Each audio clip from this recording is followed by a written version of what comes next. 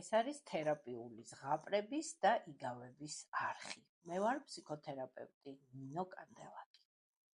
დღეს გთავაზობთ თერაპიულ ზღაპარს.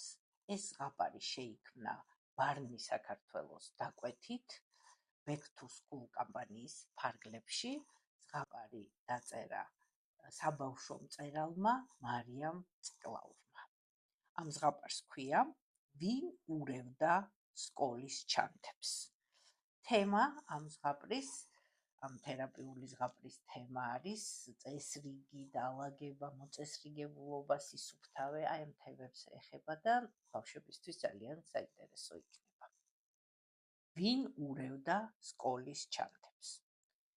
ერთ ჯადოსნურ სახლში მხიარული და მოსიყვარულე ოჯახი ცხოვრობდა.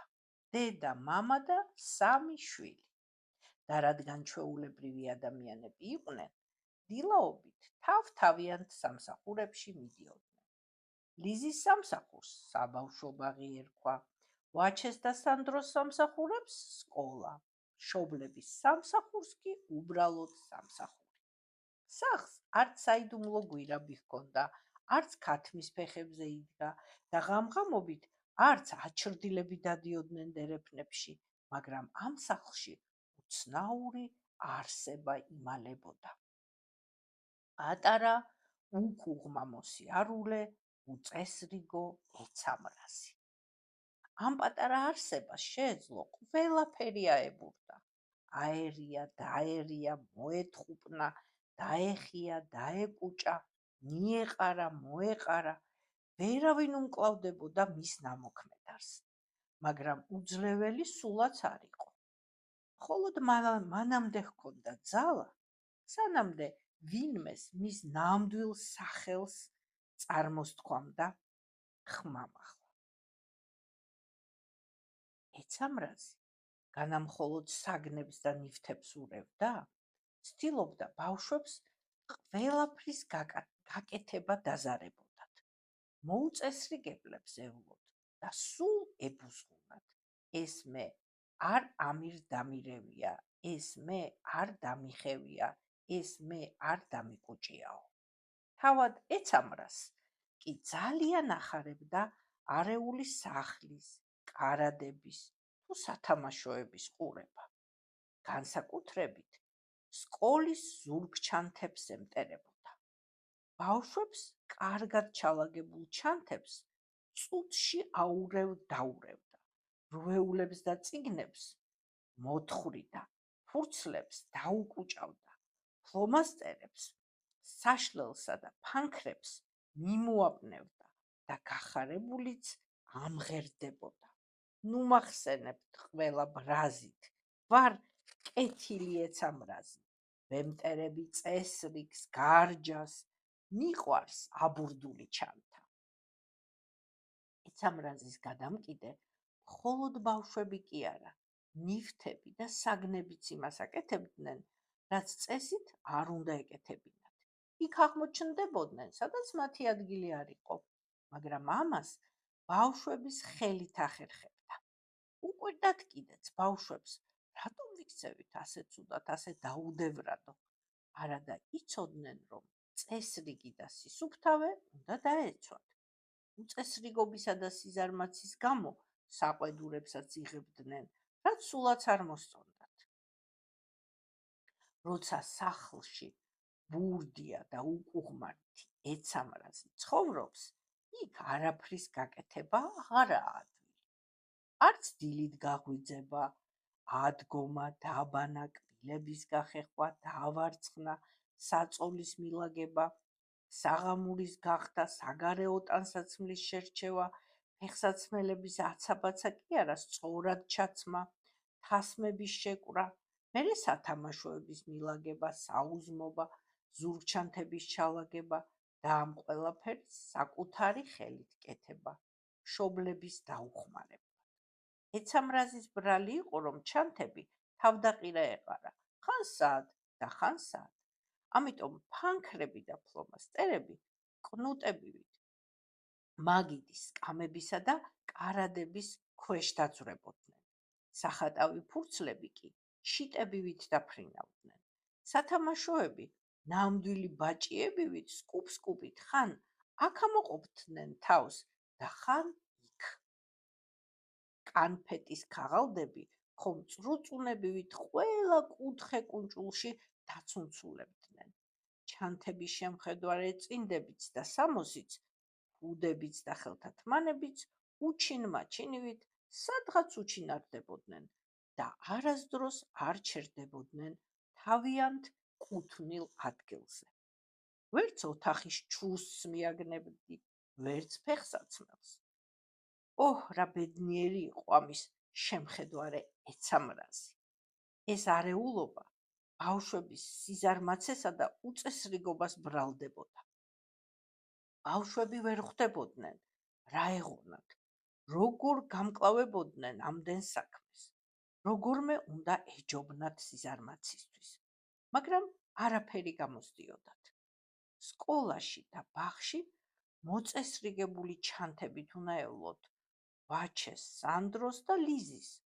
სულაც არ მოსწონდათ ბუზღუნისა და საყვედურების მოსმენა. კმაყოფილი ეცამრაზი კი თავის გამოგონილ სიმღერებს მღეროდა და ტაშსაც თავადვე უკრავდა საკუთარ თავს. ღონიერი ეცამრაზი ყველას ვჯობნი ჩემი აზრით. ჰერი, ჰერი, ჰეი, ურევ ოთახს, უჯრებს, ჩანთებს, ვერავინ ვერაფერს აგნებს.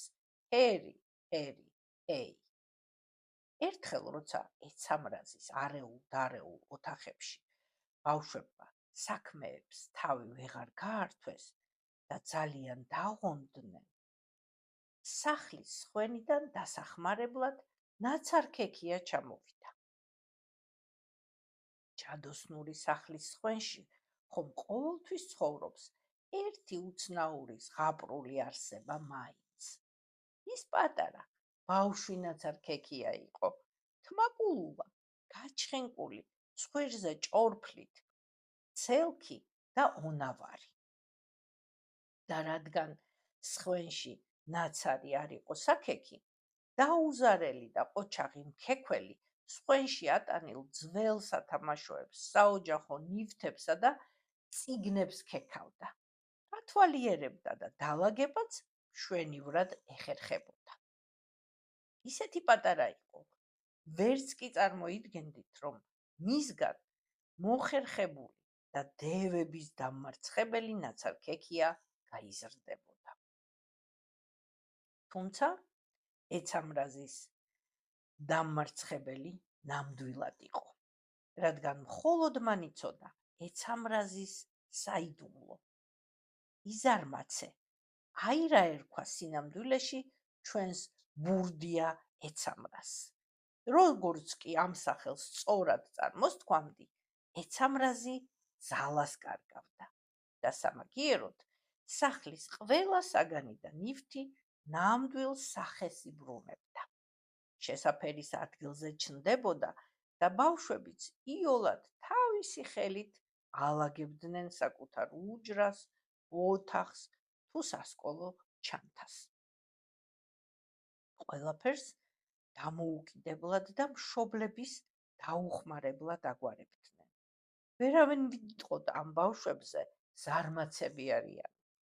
ბავშვებსაც სიამოვნებდათ სიზარმაცის დამარცხება და დამოუკიდებლად იმის კეთება, რაშიც ხელს ეცამრაზი უშლიდათ. მშობლებიც აქებდნენ, რა კარგია ასეთი ყოჩაღები რომ ხართ და ყველაფერი მოწესრიგებული გაგვთო. მასწავლებლებიც კმაყოფილები იყვნენ. ვაჩემ და სანდრომ სკოლის ჩანთებისა და სასკოლო ნივთების სამაგალითო მოვლა იციანო. არც არაფერს კარგავენ, არც ხევენ, არაფერი ავიწყდებათ და შინ არ რჩებათო. აბა რა, მართლაც ასე იყო. ლიზის კი ბაღის აღმზრდელი უქებდა საქციელს. ძალიან მოწესრიგებული გოგონაო, ჩანთასაც თავის ხელით ალაგებსო. ცხვირსახოცი, წყლის ბოთლი, პატარა ფუმფულა სათამაშო ბრელოკი, ბლოკნოტი, წიგნები, რვეულები, პენალი, ყველაფერი ჩანთაში იდო და რადგან სახლში იზარმაცე ეცამრაზი აღარ ცხოვრობდა, ყველაფერი თავის ადგილზე ხვდებოდათ ბავშვებს. არც წაღმა-უკუღმა ეშლებოდათ, არც მარცხენა-მარჯვენა, არც ტანსაცმლის გადმობრუნება დალაგება, თავის მოწესრიგება და საუზმე ეზარებოდათ და ძილის წინ ჩალაგებულ ჩანთებსაც აღარავინ ურევდა. თქვენ გგონიათ, დილაობით ნაცარქექია ბიჭი ეძახდა სხვენიდან ბავშვებს: „ეი, ლიზი, ვაჩე, სანდრო, ზურგ ჩანთებში ნაცარი და ყველი და სადგისი ჩადეთ, დევებთან საბრძოლველად მივდივართო?“ სულაც არა. ნაცარქექია დილის საყოჩაღო სიმღერას შემოსძახებდა.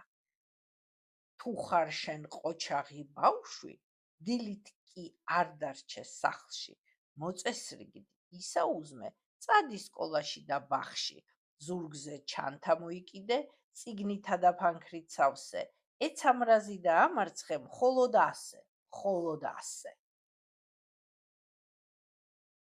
კიკიც აცილებდა ბავშვებს დილაობით. კიკი ძალიან ჭკვიანი პუდელი იყო, ბავშვების ნამდვილი მეგობარი. მართალია, ახალ წელს ბავშვებთან ერთად ბევრ გრილიაში საკნატუნებდა, მაგრამ სხვა დღეებში უამრავ საქმეს აკეთებდა ისიც. სტადიონზე ბურთს ეთამაშებოდა და ძმებს, ერთად სეირნობდნენ, ფილმებსაც უყურებდნენ, მაჭკატებსაც კი უცხობდა, მათ როცა დედიკოს და მამიკოს სამსახურიდან აგვიანდებოდათ, კარსაც დარაჯობდა, რომ ეცამრაზი აღარ შემოპარულიყო. ჰამ, ჩაალაგეთ ჩანთა, ნახეთ, რამე ხომ არ დაგრჩათ. იძახდა კიკი. დღის ბოლოს კიკისაც სიმღერით უნდა შეეყეფა ბავშვებისთვის, თუმცა ბავშვები შეხსენების გარეშეც აწესრიგებდნენ ჩანთებს. არც ერთ ჩანთაში აღარ შეგხვდებოდათ ეცამრაზის ჩადებული დაკუჭული კანფეტის და კევის ქაღალდები, დამტრეული კალმების ფუტლიარები, მოკნეტილი სახაზავები, მოკმეჩილი საშლელები და დაკუჭული ფურცლები. ლიზი კი ბაღის ზურგჩანთას ალაგებდა. ერთი თოჯინა, ერთი პატარა სარკე, სავარცხელი და ცხვირსახოცი უნდა ჩაედოში.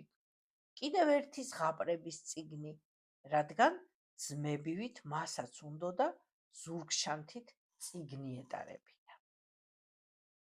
რატომღაც აღარც წიგნები იშლებოდა ფურცელ-ფურცელ, აღარც ცალცალი წინ დაიკარგებოდა, რა ადვილი და სასიამოვნო ყოფილა საკუთარი ნივთების მოვლა. ჯადოსნური სახლი დილაობით ღიმილით მიაცილებდა პატარებს სკოლისა და ბაღისაკენ.